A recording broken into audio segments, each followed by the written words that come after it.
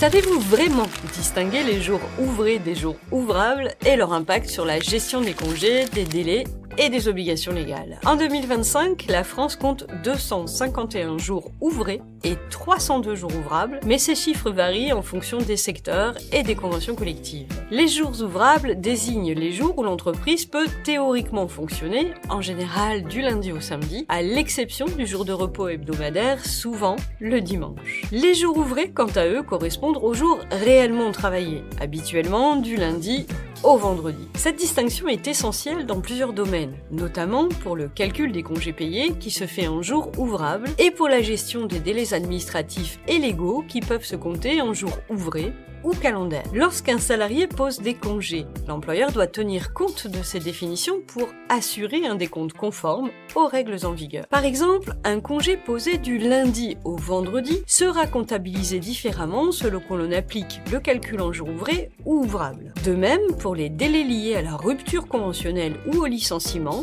le Code du travail impose des règles précises. Si un délai se termine un samedi, un dimanche ou un jour férié, il est automatiquement reporté au jour ouvrable suivant. Ce principe de prorogation peut avoir des répercussions importantes sur les procédures en cours. Par ailleurs, les jours ouvrés servent de base pour le calcul de certains avantages comme les tickets restaurants ou les primes de présence, alors que les jours ouvrables sont pris en compte pour fixer les périodes de référence dans les contrats de travail. Il est donc essentiel de bien maîtriser ces notions pour éviter toute erreur dans l'application des règles légales et conventionnelles.